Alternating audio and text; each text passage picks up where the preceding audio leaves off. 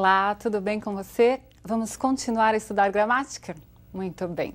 Nosso assunto de hoje é verbos. Vamos trabalhar com verbos. Um assunto que no vestibular vai aparecer de forma aplicada a textos. Você vai verificar se aquele verbo foi flexionado, ele foi colocado no tempo e modo, na pessoa que deveria ter sido colocado. Ou, às vezes, pode aparecer alguma questão para que você flexione o verbo, quer dizer, para que você coloque determinado verbo num tempo, num modo, numa pessoa e num determinado número, singular ou plural. O que nós vamos ver hoje são essas possibilidades de flexão. Flexão é a mudança do verbo e, de verdade, o verbo traz algumas complicações porque é a palavra na língua portuguesa que mais possui flexões. Não é? É aquela que tem uma abrangência de possibilidades de transformação. O básico você já sabe, os verbos se dividem em 3 conjugações. Primeira, aqueles terminados em ar, amar, por exemplo. Segunda conjugação, aqueles terminados em er, não é? Então, vender, por exemplo. E terceira conjugação, aqueles terminados em ir, partir, por exemplo. E aí, acrescenta-se a segunda conjugação, o verbo por. É o único verbo terminado em or e ele entra ali de viés, não é? No grupinho da segunda conjugação. Você vai perceber que nessas flexões, não é? Há verbos que são regulares e irregulares e essas transformações verbais, os regulares e irregulares, nós veremos numa próxima aula. É importante que você veja que nem sempre uma flexão de determinado verbo serve como modelo para outro. Por exemplo, você diz assim, eu amo, é o verbo amar. Aí você diz, eu faço, é o verbo fazer. Por que você não diz eu faço? Porque há verbos que são irregulares e trazem aí mudanças que são diferentes de outros verbos. E você vai ter de aceitar isso e, como bom falante e como pessoa que bem escreve, adequar aquele verbo à sua escrita e ao exercício que lhe for pedido. Então vamos hoje estudar aí essas flexões de forma sintética. Tudo bem? Comecemos. Veja lá. O verbo pode ser modificado em número, então ele pode estar no singular ou no plural. Ele pode ser modificado em pessoa, pessoa do discurso. A primeira, que é quem fala, o eu ou nós. A segunda, com quem se fala, o tu ou vós. E a terceira, de quem se fala. Ele, ela, e aí veja que sempre é o plural, eles e elas. Tempo. O verbo pode ser flexionado em tempo. Basicamente, os tempos são presente, pretérito e futuro. Outra flexão é a de modo, veja lá, modo indicativo, subjuntivo, imperativo e coloquei também aí as formas nominais. Formas nominais são aquelas que podem ser usadas tanto como verbos, como ser usadas como nomes. Como assim nomes? Podem ser usadas como substantivos ou como adjetivos. Em português, as formas nominais são o infinitivo, o gerúndio e o particípio. Muito bem. Outra flexão é a flexão de voz. Então, nós podemos ter o verbo na voz ativa, voz passiva e voz reflexiva. Muito bem. Então, claro que ali há uma conceituação genérica. Como é que eu posso trabalhar com esse verbo? Posso trabalhar em tempo, em pessoa, em modo, em voz. O verbo é a palavra que mais pode ser modificada na língua portuguesa. Por isso, talvez às vezes pareça um pouco mais complexa. Comecemos aí a entender melhor quais são essas flexões. Então, nós vimos no geral, não é, um quadro geral dos conceitos. Agora vamos começar a trabalhar, entendê-los um a um. Veja, a primeira flexão que nós vamos trabalhar, o que é o modo? Bom, todo mundo diz assim, há 3 modos, o indicativo, o subjuntivo e o imperativo. Tá, mas para que ele serve? Por que é que eu mudo o verbo de modo, eu flexiono o verbo em modo? Porque o modo, ele vai indicar a atitude do falante em relação ao fato que está sendo comunicado, que se comunica. Então, veja lá, o modo indicativo refere-se aos fatos, considerando que eles ocorreram, que eles ocorrem ou ocorrerão.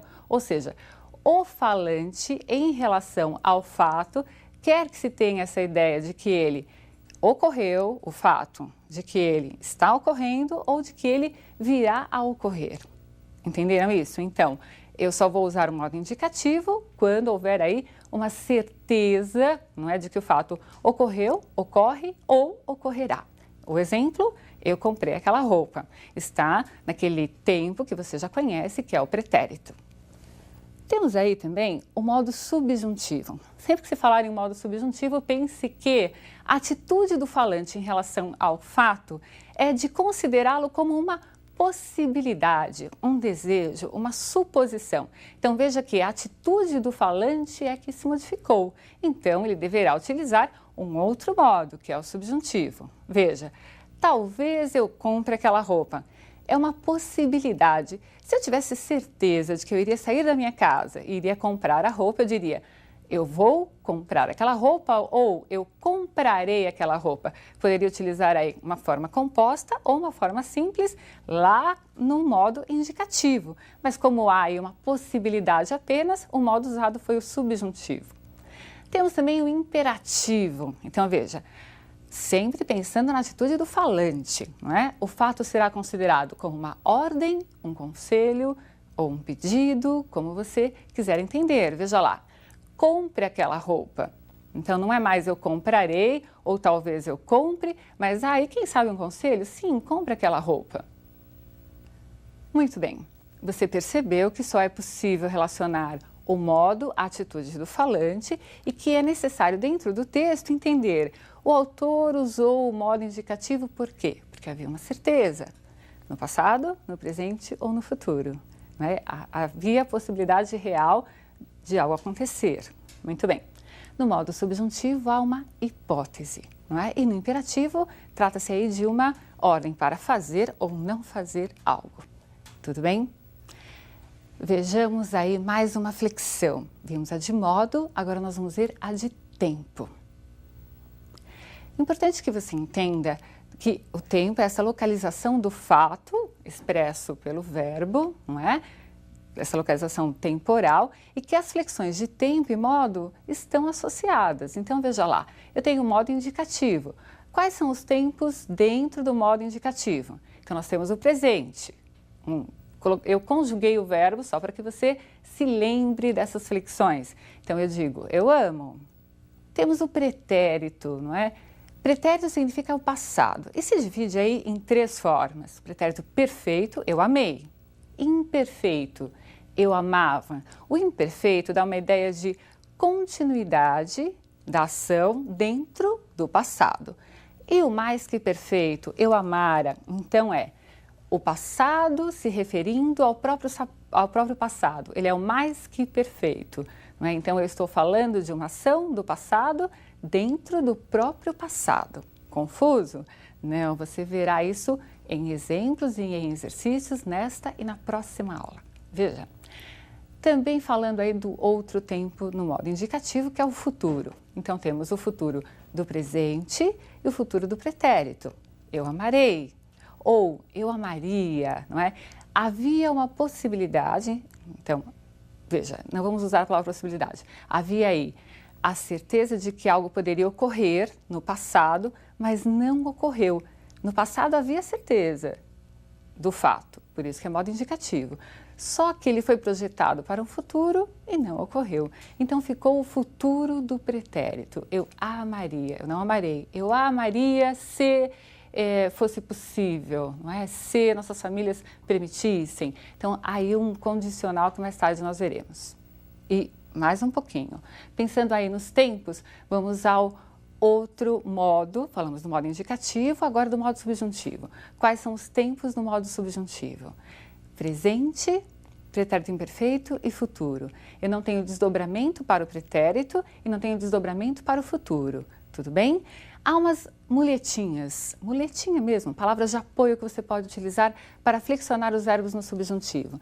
Então, por exemplo, no presente você pode dizer que eu ame. No pretérito imperfeito, se eu amasse. E no futuro, quando eu amar. Entendeu? Então, tempo está relacionado a modo. Eu preciso verificar tempo e modo para saber se ele está adequado ao contexto. Vamos continuar a ver essas flexões. Veja, ainda aparece aí o imperativo. Nós temos o imperativo localizado no presente, né? Você não vai pedir para que alguém faça uma ação no futuro, porque você vai usar então o verbo no futuro. É neste momento, então veja lá, presente, o imperativo vai ficar no presente, só no presente, e ele é afirmativo ou ele é negativo, não é? Então, ama, tu, eu tenho lá, não ames, tu. Percebeu? Vimos aí então quais são essas variações, essas flexões de tempo e de modo. Nós vamos ver agora outra flexão que é própria do verbo, que é o chamado aspecto verbal, muito importante no vestibular. Veja lá. Alguns aspectos verbais. O que significa aspecto verbal? Significa que, às vezes, o verbo está em determinado tempo e modo, mas ele tem um sentido diferente do que quer expressar aquele tempo e modo. Por exemplo, pense aí nos mandamentos divinos. Se diz, não furtarás. O verbo está no futuro do presente, do modo indicativo. Então, não é para você furtar só no futuro? Não, é para que você não furte em tempo algum, mas o verbo está no futuro. Mesmo assim, ele tem um aspecto diferente. Vejamos outros aspectos, veja lá. Habitual ou frequentativo. Não importa o tempo ou modo, você vai perceber que o verbo vai expressar hábito ou frequência. Ele chegava por volta das 9 ao trabalho, das 9 horas ao trabalho. Então, o verbo está no pretérito imperfeito, mas ele está indicando um hábito, sempre ocorre daquela forma. Vamos a outro aspecto. Inceptivo ou incoativo. Essas palavras já indicam o início do processo verbal. Então, veja, ele começou a perder a paciência. O verbo está no pretérito, é o pretérito perfeito do indicativo e, mesmo assim, eu estou me referindo a um processo verbal que está no início. Eu poderia colocar o verbo no presente até e ter essa mesma ideia de início. Por exemplo, ele começa a perder a paciência.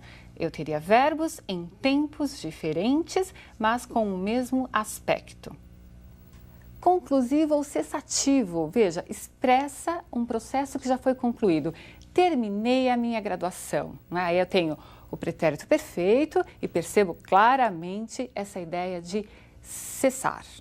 No vestibular, você precisa interpretar como esse verbo vai estar aparecendo. Então, veja lá. Cursivo ou progressivo, expressa um processo que se prolonga no tempo. Eu vivo com dor de cabeça.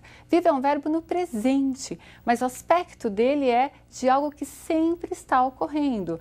Não é só hoje que eu estou com dor de cabeça, eu estou sempre, então eu vivo com dor de cabeça. Então, o aspecto é aquele significado que o verbo vai adquirir dentro do contexto. Isso é cobrado sim de você no vestibular, pode ter certeza. Você entendeu os tempos, você relembrou dos modos, viu para o que servem e viu aí quais são os aspectos verbais. Continuaremos a estudar esse assunto na próxima aula. Tudo bem? Um grande abraço para você.